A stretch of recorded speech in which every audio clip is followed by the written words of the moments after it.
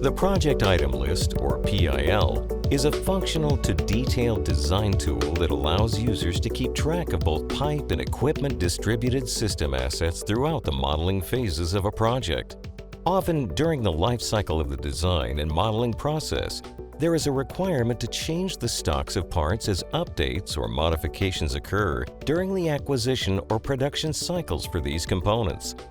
When stock changes are required, designers can now push these changes to the parts modeled within the project automatically from within the project item list, removing the need to inspect and update stocks on a part-by-part basis.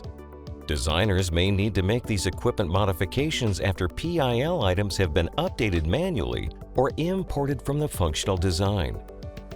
Regardless of which process is being used to check and update project stock, the ability to now push these changes to the modeled parts within the project is a huge time saver and reduces the potential for data entry errors and time-consuming manual updates.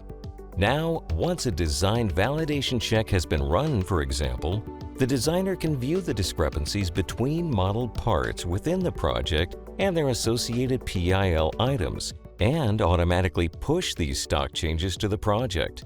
This ensures each part is accurate with the functional design requirements as represented in the PIL, providing peace of mind to both modelers and project managers, knowing the correct stock has been applied to the correct parts throughout the model.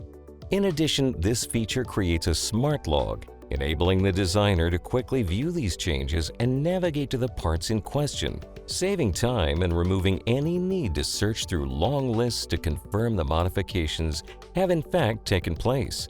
Save time and reduce errors when changing the stock of parts in your project with the new Push Stock feature now offered in the SSI 2024 R1.1 release of ShipConstructor. View this and all other ShipConstructor tools and features by visiting SSI Nexus today.